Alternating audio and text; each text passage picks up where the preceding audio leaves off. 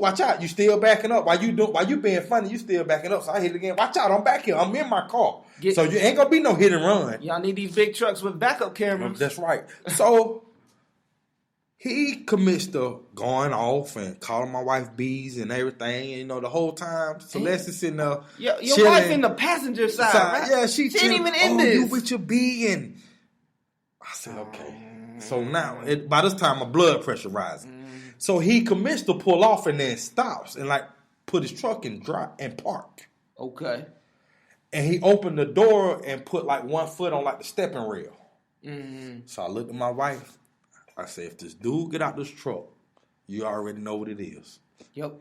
I got to give it to him because I don't know what he got in his truck. Exactly. I know what I got in my car.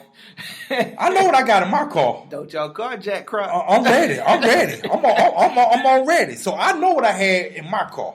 I say, if he come out this truck, because I'm still in my vehicle. Right. I say, if he come out this truck, I'm giving him everything you want. Because for one, you ain't got no reason to be carrying on like this. Yep. I simply try to give your heads up, not to hit my car. Yeah. So, you know, he exchanged a few words. You know, Celeste, I didn't really say nothing. Like I say, baby, don't worry about it. I know you know I ain't no B, whatever. So I said, okay. So he goes ahead and pulls off. I told Celeste, I said, can you imagine the headlines? Teacher. Coming from the Black Panther movie. Shoots, possibly kills white guy. Headline wrong. Black teacher coming from Black Panther kills white driver. And they don't even know. They don't know the backstory. All they know is I done shot this dude. I'm laughing because I had a vision of you going Wakanda forever. That's nothing to laugh at. But again, it goes to the testament of my wife and what kind of woman she is. That gentle spirit. Because she said, "Oh, don't let him talk. You gonna let him talk to me like that? Let him talk to me like that?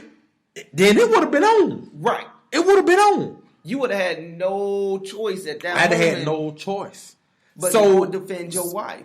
But now, let me tell you now. I had to tell her I needed a moment because she tried to calm me down. And I wasn't ready to be calmed down right then. Because I was still on 10. I was on 10. I was ready. I said, baby, give me a minute. I need this one. I need this one. And then I couldn't get to my weapon because she had a hand on the doggone glove on the armrest. Move out the way. I need to get to my weapon. You was playing Wu-Tang on the way back, weren't you? I don't know. You know what? I believe it was quiet. It was quiet in the car. It was an awkward silence. But it's just, and I know God was in the midst of it, but my wife is a testament to how that situation could have went south real quick. Real fast. Had she been a different person, had she not been who she is, man. Because I was, bro, why you carrying on like that when I'm just trying to tell you about to hit my car? I'm trying to help you out. Right, because you the one drunk. You would have been in the wrong and you probably been in prison because once they see you cause an accident and you drunk. That's straight prison. That's just, you know, it's, yeah. So, shout out to our wives. What is it? Don't pass go. Don't collect $200. Go straight to jail. So shout out to Celeste for having that situation. So how did you and your wife meet, Croc? Oh, boy. I think we've shared this story before. I think I have, but I'm going to tell y'all again. So if y'all don't want to listen, then listen anyway. So anyway, it was spring break 2016. Spring break 2000. I had a long spring break, y'all. I ain't going to lie. I was a single man. I was partying hard that weekend. I needed that break. Yeah. I started that Friday partying with some coworkers, and we went out and enjoyed ourselves anyway. So this was the next weekend. When we was about to go back to school. I think this was Saturday. My brothers and I, we had already been hanging out, had been with my dad, kicking it with my dad, just spending time with him. And, you know, like I said, we had been out all day. And it was time for me to come home. I don't know, it probably was 10 o'clock, 10:30, early. I was going to sit home, chill, you know, watch some TV or whatever. And my brother got a phone call. One of his friends said, hey, I got some females in Greenville. Some women. I got some women in Greenville. It's 5 of them, and you know I'm only one guy. So we had to put a team together. Some help. Yeah. So I ain't gonna say I was the fifth man, but I made 5. If I hadn't win, it'd have been 4 and 5. So you was the last pick. Yeah. Now, actually, I guess I was. You was the first draft. You was the first pick. I was the top draft pick. When you look at it, the first pick. I was okay. All right. So we went and Dave and Buster's, and they already had a table, and I seen these women sitting around the table. I said, okay, really wasn't my, really wasn't my stilo. I just went to have fun. I'm gonna have fun in the way I go. I'm gonna cut up. You wasn't going there to pick up girls. Right. I was just complete the team. Yeah. They needed a roster, so I filled out the roster. So I'm looking around the table, and we got 2 long tables. The guys sitting on one side, females sitting on one side, and so I heard this voice say, "Why are the men sitting on one side? We need to be in a mingling." Mm-hmm. And so I ain't paid the voice no attention. At the time, I did. Right. Celeste was sitting at the end of the table, like the head of the table. Right.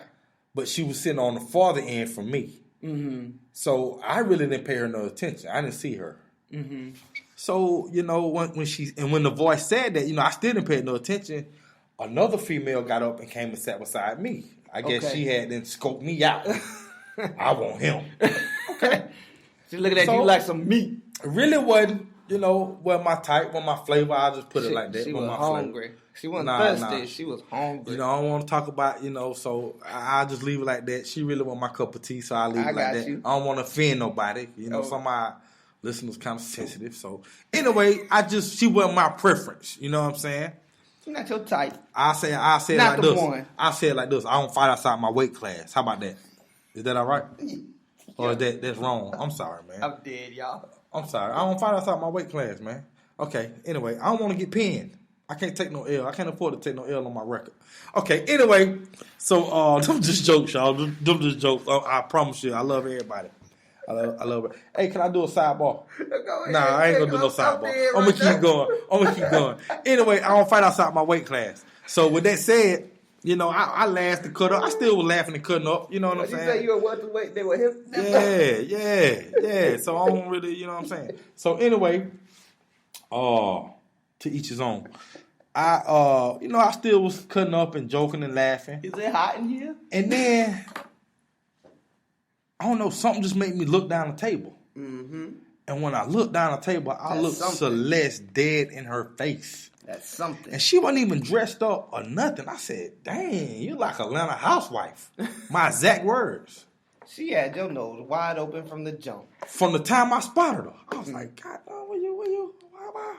why she sitting beside me? You should have been sitting beside me. I feel like when you meet the one, you just instantly know. And Doc, it's crazy because I hang around older guys and older people, like mentors and stuff. People talk to them, and I always ask them. I had always asked. I said, how do you know? And one older lady, I called her my mom. She said, when I met Preston, she said, I knew on the first date. And then an older partner of mine, shout out to Rudy Rice, he said, man, you just know. You just know. And so when I met, the other girl was still talking, whatever, yada, yada, yada. So about a couple minutes passed, so we all went to battle each other in games. It's going to be the guys versus girls. So when we got up, I grabbed Celeste by the hand and I said, you can stay with me. You're going to be my partner. And she looked up at me and she got lost in them brown eyes. I love this part. I love this part right here. Hey, she got lost. I said, you going to be, she said, okay. And ever since then, it's been on.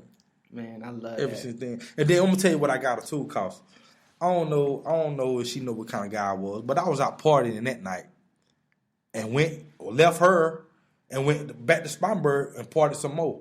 But then I got up and went to church. Hey, that's what I got up and went to church. You still got got right. She was throwed in. She was throwed in. She called, what you doing this morning? On my way getting ready for church. Matter of fact, I think my boys had a program. I don't know if they had a program next Sunday, but I had a group of guys I had been mentoring at the church, and we had a step show. She ended up coming to the step show. Oh, that's what's up. Yeah, so when she found out I went to church, I think it was a wrap then. It was a wrap. It was over. Wow. It was over, and it's been on ever since then. So let me tell you how I met my Shout out to Dave and Buster's. Hey, yes, Dave and Buster's bringing people together. Yes, sir. But me and my wife, we've been married a long time. And so it's going to be 20 years this January. So, hey, shout out to my wife and, 20 years of wedded bliss. But, we've known each other since high school. Guys, if y'all know Doc, he don't even look like he old enough to be married 20 years. No, I don't even look like I shout out to Black. Black don't crack unless you smoke it. I look like I just graduated high school, to be honest. Yeah. But, so it was one day I was in the hallway, and I was a senior, my wife was a sophomore. And so we didn't really, hang around in the same circles because they tried to keep the grades separate a lot of times. But, I had seen her in the hallways during class transitions. Okay. I kind of noticed her she was on the radar. In front of all her friends. But, again, we just rolled in different circles. That sounds like a tenderoni, the kind of girl that sticks out in the crowd. Oh. She's mine. Oh, watch out. Y'all don't know. That went over the young people's head. But what? That's Bobby Brown. Look him up on Spotify right after you look up the show. Doc and Croc. Okay. All right. But then, so we had this mutual friend. She was in like my Spanish class. Her name was Ingrid. And, me and Ingrid were cool. I didn't know she was friends with, my wife at the time. And so Ingrid was picking around with me in the hall. And to know me in high school, I always wore a hat. I always had a hat on every day. The principal would take my hat. I would show up with another hat the next day. I stayed in the mall buying hats. I didn't buy shoes. I didn't buy clothes. He was a hat guy. But I had hats. Okay. And so I wore it every class, every day. Didn't matter. It got to the point teachers just said, you know what? Forget it. I ain't got time for this. He do his work. Let him keep his hat. And so... but she took my hat off my head and ran away. And so I was like, this girl done took my hat. So I gave chase. And I'm running after this girl throughout the hall, trying to get my hat back. And so this girl, she run into one of the classrooms. And there's nobody else in this classroom but this girl and my wife was sitting there. And so I didn't even notice my wife at the time. Because trying to get the hat. My focus on was my hat. That was my San Antonio Spurs hat. Ooh. I wanted my hat back.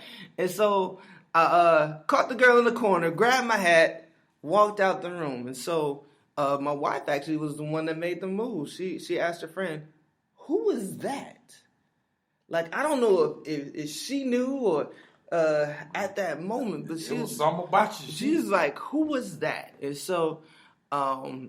my friend came back and told me, I know somebody who like you. And I was like, who? She was like, her name is Tracy.